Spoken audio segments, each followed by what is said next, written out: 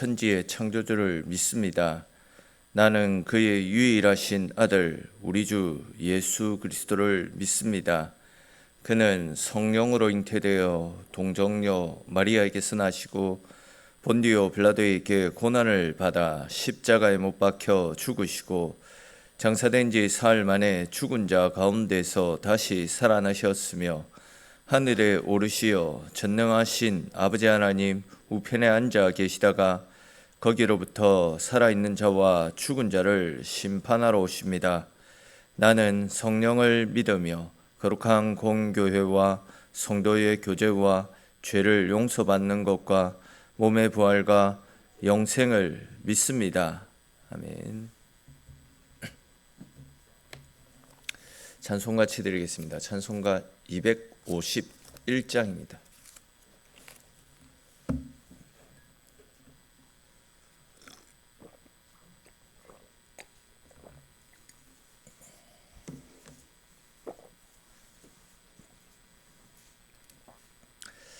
찬송가 251장 우리 3절까지 같이 찬송 드리겠습니다. 251장입니다.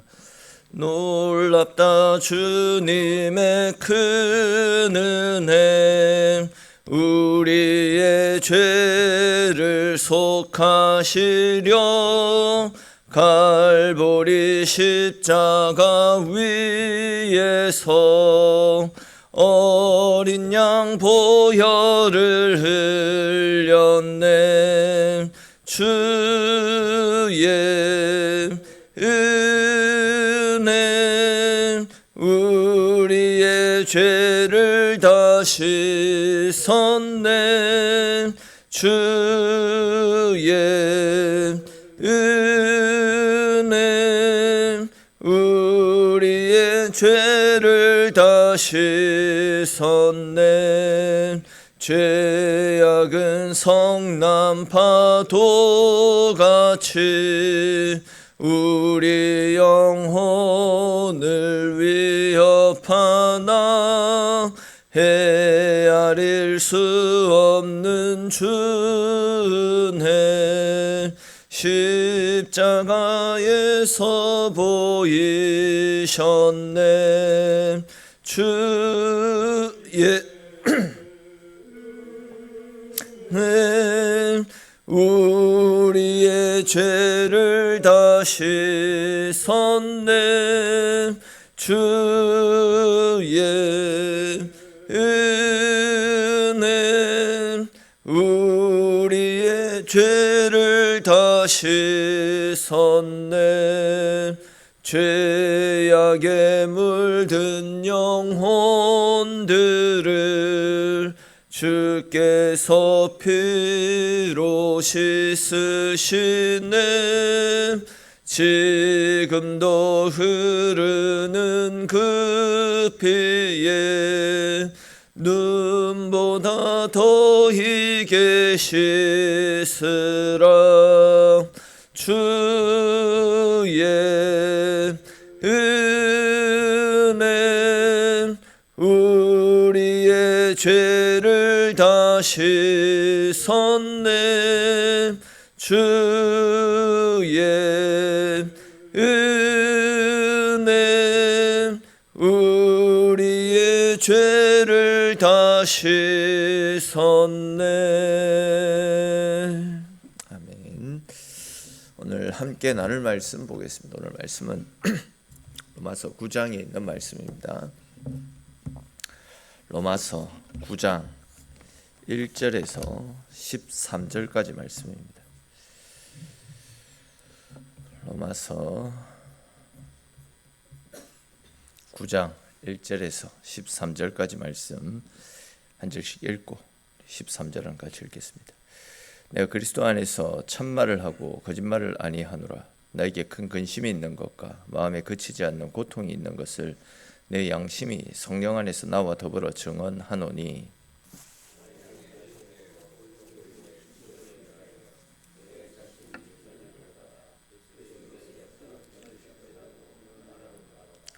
그들은 이스라엘 사람이라. 그들에게는 양자됨과 영광과 언약들과 율법을 세우신 것과 예배와 약속들이 있고,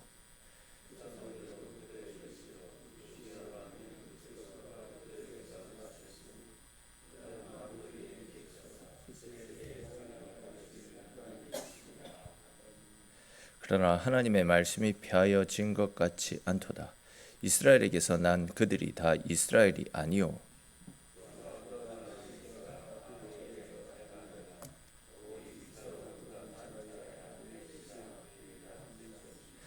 곧 육신의 자녀가 하나님의 자녀가 아니요 오직 약속의 자녀가 시로 여기심을 받느니라.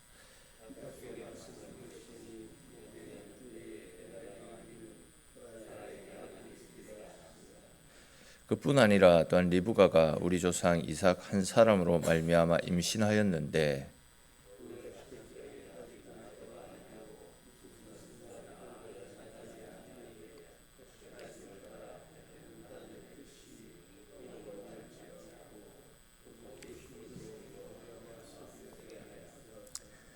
리브가에게 이르시되 큰 자가 어린 자를 섬기리라 하셨나니, 기록된 바 내가 야곱은 사랑하고 에서는 미워하였다 하신가 같으니라. 아멘. 아시듯이 사도 바울은 복음의 열정에 사로잡힌 사람이었습니다. 그는 열정으로 복음을 위해서 자신의 목숨까지 내려놓을 각오로 복음 전하는 일에 삶을 바쳤습니다.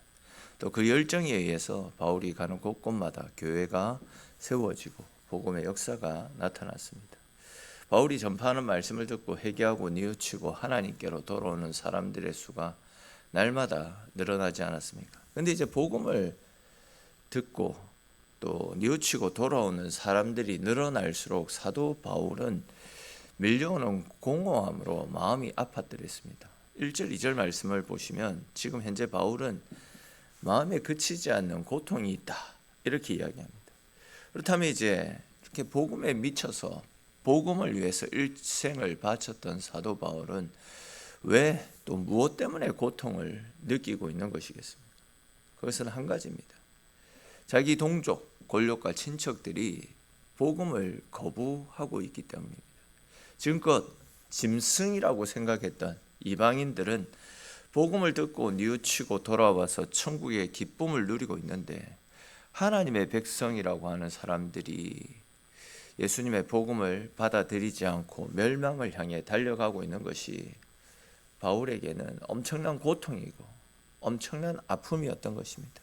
그렇기 때문에 바울은 3절 말씀에서 나의 형제 곧 골육 친척을 위해서 내 자신이 저주를 받아서 그리스도에게서 끊어지는 것이라도 원하는 바로다 이렇게 말하고 있는 겁니다. 쉽게 말해서 차라리 내가 저주를 받더라도 내 가족이 예수를 믿고 구원을 받을 수 있으면 얼마나 좋겠냐라는 겁니다. 즉 하나님, 내가 저주를 받아서 그리스도에게서 끊어져서 내가 지옥에 가는 한이 있더라도 제발 나의 가족, 나의 동족, 나의 친척들은 예수를 믿어 천국에 갈 수 있게 해주십시오라는 영혼을 향한 사도 바울의 간절함을 엿볼 수 있는 말씀입니다. 그만큼 이제 자기 동족의 구원을 소망했던 것입니다. 여러분, 우리에게도 내 생명을 다해서라도 다른 영혼을 살려내고자 하는 이런 절박함들이 있습니까? 우리에게 이런 열정들이 있다면 우리를 통해서 주변 사람들을 변화시킬 수 있는 하나님의 능력의 통로가 되어질 것입니다. 우리는 하나님의 일을 할 때에 오늘 본문에 나타나고 있는 사도 바울의 모습처럼 나를 희생해서라도 한 영혼이라도 살리겠다라는 그런 절박한 마음을 가지고 주의 일을 감당해 나갈 수 있어야 됩니다. 영혼을 향한 갈급함이 없다면, 또한 영혼을 위해서 흘리는 눈물과 기도가 없다면 우리 주변 사람들은 결코 살아날 수가 없는 겁니다. 나도 그 사람을 위해서 기도하지 않는데, 나도 그 사람을 위해서 전도의 발걸음을 옮기지 않는데 누가 과연 그들을 위해서 기도해주고 누가 과연 그들을 살리기 위해서 몸부림칠 수 있겠습니까? 구원의 기쁨은 반드시 고통을 수반해야 됩니다. 구원받아 기뻐하는 사람이 다른 형제의 구원에 대해서 무관심하다면 그 사람은 진정 구원의 감격과 기쁨이 무엇인지 알지 못하는 사람이라 할 수 있습니다. 그런 심령은 또한 하나님께서도 기뻐하시지 않을 것입니다. 여러분, 우리에게는 하나님으로부터 받은 구원의 감격, 기쁨들이 있습니다. 또한 아직 구원받지 못한 우리 이웃과 친척과 우리 주변 사람들에 대한 가슴 아픈 통증과 그들을 향한 간절한 마음들이 있습니다. 나 자신은 저주를 받아서 하나님의 생명책에서 지워지는 아픔이 있더라도 나의 형제 자매가, 나의 사랑하는 가족과 이웃들은 구원받았으면 좋겠다라는 이런 간절함들이 우리 속에 있어야 될 것입니다. 그런 간절함으로 영혼을 위해서 눈물로 간구하고 복음을 증거하여서 많은 영혼을 살려내야 됩니다. 저와 여러분들 모두가 우리에게 허락하여 주신 구원의 감격과 기쁨만큼이나 잃어버린 영혼들에 대한 하나님의 마음을 품으시고 또한 그 영혼을 찾으시는 하나님의 마음으로 영혼을 구하고 생명을 살리는 일에 주님과 함께 열심을 내며 살아가시는 저와 여러분들이 될 수 있기를 바랍니다. 자, 앞에서 살펴본 말씀과 비슷한 말씀이 계속 이어집니다. 하나님께서는 아브라함을 당신의 자녀로 부르시고 아브라함의 씨를 통해서 온 천하 만민이 구원을 얻게 될 것이다, 이런 축복의 선언을 하셨더랬습니다.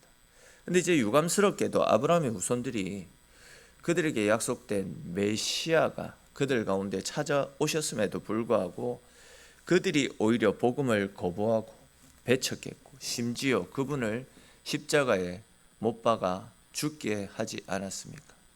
바울은 뒤늦게라도 예수님께서 구약에 미리 예언되어졌던 그분, 즉 메시아라는 사실을 바울은 깨닫고 믿고 구원을 받았습니다.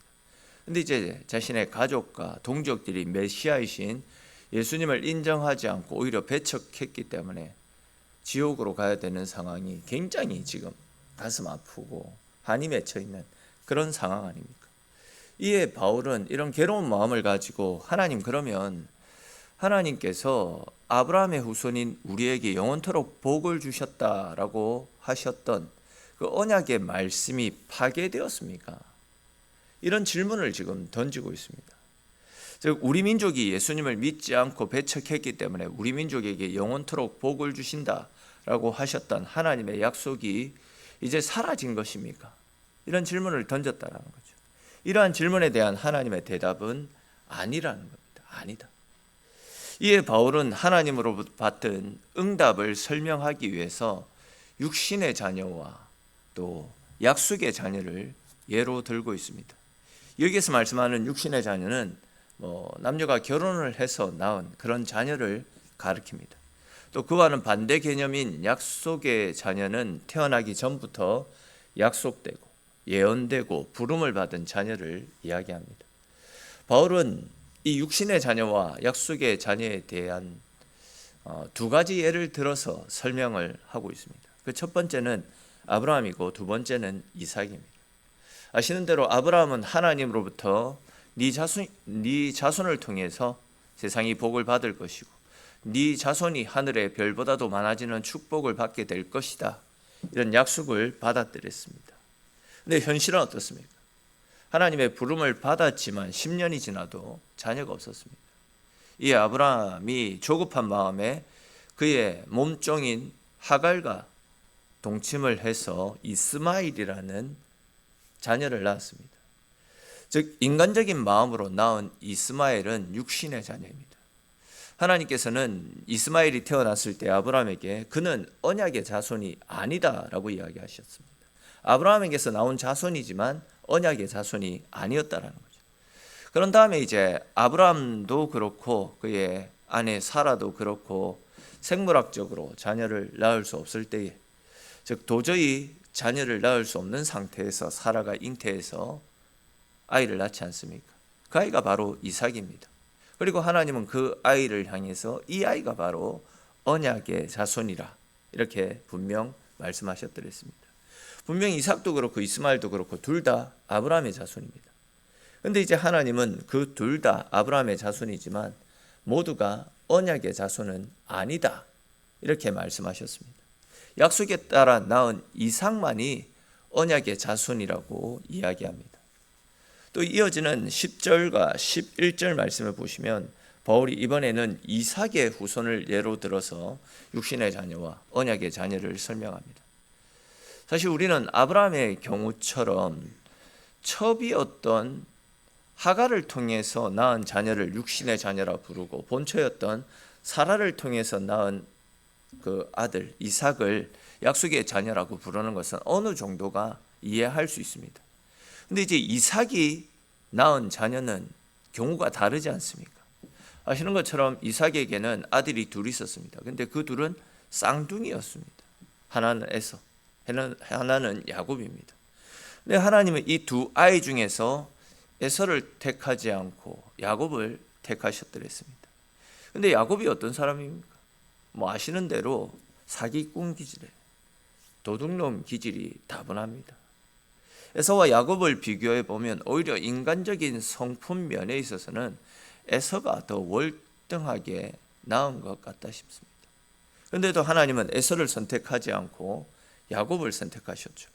이와 관련해서 이제 11절 말씀을 보시면 하나님께서는 그들이 뱃속에 있을 때부터 야곱은 사랑하셨고 애굽은 미워하셨다, 이렇게 표현을 하고 있습니다. 그러면 야곱과 에서가 뱃속에 있을 때 어떤 선과 악을 행한 것이 있습니까? 그들은 아무것도 한 것이 없습니다. 그런데 이제 하나님께서 무조건적으로 야곱은 사랑하셨다, 그런데 에서는 버리셨다, 이렇게 성경이 말씀하고 있습니다. 이런 점에서 볼 때 아브라함의 자손이라고 해서 무조건 사랑받고 구원받는 것이 아니다, 이러한 사실을 확실히 알 수 있고, 또한 하나님께서 우리 성도들을 사랑하시는 것은 우리의 행위에 달려있는 것이 아니라 이미 하나님의 구원 계획 속에서 이루어지고 있는 하나님의 섭리에 의한 것임을 오늘 본문에서 바울은 이야기하고 있습니다. 이것을 이제 신학적으로는 하나님의 절대 주권이라고 그렇게 표현을 합니다. 또 다르게는 예정론 아니면 선택교리, 이렇게 표현을 하기도 합니다. 즉 우리의 행위와는 관계없이 만세전부터 하나님께서 택한 자를 구원하셨다, 그런 논리입니다. 다시 말해서 우리의 구원은 우리의 행위에서 비롯되어지는 것이 아니라 전적인 하나님의 주권으로 말미암는 것이다, 이런 이야기입니다. 그런 측면에서 이제 우리가 받아 누리고 있는 구원, 내가 하나님의 자녀가 되어서 이 자리에 나와 앉아 있는 것, 이 모든 것들이 내가 잘나서 내가 특별해서 이루어진 것이 아니라 하나님의 절대적인 주권 속에서 이루어진 그런 특별한 은혜라는 겁니다. 내가 잘나서가 아니다라는 거죠. 야곱처럼 모자라고 연약하고 허물 많은 우리를 하나님의 전적인 주권에 따라 불러주시고 구원의 은혜를 베풀어 주셨다라는 겁니다. 다시 말해서 내가 이 자리에 있을 수 있는 것은 하나님의 절대적인 사랑이라는 겁니다. 우리는 하나님의 절대적인 사랑을 통하여서 구원의 자녀가 되었고 하나님의 백성이 되었던 것입니다. 이 말씀을 통해서 지금 사도 바울이 우리에게 하고자 하는 이야기는 그겁니다. 구원은 하나님의 절대적인 주권이다. 이스라엘 백성들 가운데서도 언약의 자손이지만, 이스라엘이 분명 언약의 자손이지만 이들 중에서도 하나님의 절대적인 주권에 의해서 구원받을 수 있는 사람이 있고 구원받지 못할 사람이 있다라는 겁니다. 그것은 우리가 알 수 있는 일이 아니고 우리는 그저 하나님께서 택하시고 예정해 놓으신 사람이 누구인지 모르지만 그 영혼을 구원하기 위해서 때를 얻든지 얻지 못하든지 생명의 복음을 들고 하나님 사랑을 전하는 일에 열심을 다해야 된다는 것. 다른 것을 비교할 필요가 없습니다. 먼저는 내가 구원받은 것에 감사해야 됩니다. 세상에는 나보다 의롭고 나보다 선하고 나보다 특별하게 잘난 사람들이 많이 있음에도 불구하고 하나님께서 그런 사람이 아니라 나를 하나님의 자녀 삼아주시고 나를 천국 백성 삼아주신 그 은혜에 먼저 감사하면서 내가 받은 그 사랑 가지고 내가 받은 구원의 은혜들을 때를 얻든지 얻지 못하든지 전해야 됩니다. 내 판단으로 저 사람은 구원에 이를 수 있을 것 같아, 저 사람은 안 된다, 이렇게 판단할 것이 아니라 하나님께서 구원 얻은 백성, 하나님께서 택하신 백성이 누구인지 우리는 정확히 알 수 없지만 그 일들을 위해서, 즉 복음 전도를 위해서 우리는 계속해서 내가 받은 사랑에 감사하며 전하고 드러내고 알릴 수 있어야 됩니다. 때로는 사도 바울이 가지고 있는 내 생명을 다하기까지 복음 전도의 일을 쉬지 않겠습니다라는 갈급함으로, 때로는 내 이름이 생명책에 지워지더라도 내 사랑하는 가족들, 이웃들, 친지들은 구원의 복음을 받아들일 수 있게 해주십시오라는 절박한 심정을 가지고 복음을 전하고 생명의 하나님의 말씀을 전하는 것, 이것이 우리가 감당해야 될, 우리에게 맡겨주신 하나님의 사명이다라는 것입니다. 그러므로 죄인된 나를 선택해 주시고 불러주셔서 하나님 자녀 삼아 주신 헤아릴 수 없는 엄청난 하나님의 사람들답게 우리에게 남은 삶의 매 순간순간마다 구원의 은혜에 늘 감사하면서 사도 바울처럼 뜨거운 열정을 가지고 복음의 증인된 삶을 능히 감당하며 살아나가시는 저와 여러분들의 삶이 될 수 있기를 주님의 이름으로 축원합니다. 기도드리겠습니다. 하나님, 오늘 거룩한 주일을 우리에게 허락하여 주시고 또 주일 이 아침을 하나님과 함께 시작할 수 있도록 은혜 베풀어 주셔서 주님 고맙고 감사합니다. 하나님, 우리에게도 복음의 감격이 새로워질 수 있도록 은혜 베풀어 주시옵소서. 내가 받은 이 십자가의 사랑, 내가 받은 이 구원의 은혜가 세상 다른 그 어떤 것보다도 귀하고 복되고 가치 있다라는 것을 깨달아 알아서 나를 살린 생명의 복음, 나의 모든 것 되어지는 이 생명의 복음을 증거하고 드러내고 알리는 일에 열심을 내며 살아갈 수 있도록 주님 도와주시옵소서. 나의 달려갈 길과 주 예수께 받은 사명, 곧 하나님의 은혜의 복음 증거하는 일을 마치려 하면은 나의 생명을 조금도 귀한 것으로 여기지 아니하노라라고 고백하였던 사도 바울의 고백이 우리의 고백이 되어지게 하시고, 내가 하나님의 생명책에서 지워지더라도 나의 친척, 나의 권력, 나의 이웃들은 생명의 복음을 알아서 하나님 자녀가 되게 해 주십시오라고 고백했던 이 사도 바울의 고백이 우리의 고백이 되어져서 우리 주변에 믿지 않는 영혼들, 하나님을 알아야만 하는 그 영혼들에게 다가서서 복음을 전하고 하나님 사랑을 나누어 주는 일에도 열심을 내며 살아가는 우리네 삶이 될 수 있도록 주님 은혜 베풀어 주옵소서. 오늘 이 새벽도 기도의 제목을 가지고 주님 앞에 나왔습니다. 기도하며 하나님 찾을 때에 우리의 소원에 응답하시는 그 신 하나님의 사랑을 누리며 돌아가는 귀한 시간 되어지도록 하나님 붙잡아 주시고 함께 하시기를 소망합니다. 모든 말씀 살아계신 우리 주 예수님의 이름으로 기도드립니다. 아멘. 주신 말씀을 따라 우리 같이 기도하시고 영육 간의 연약한 분들의 회복과 치유를 위해서 우리 계속해서 마음 모아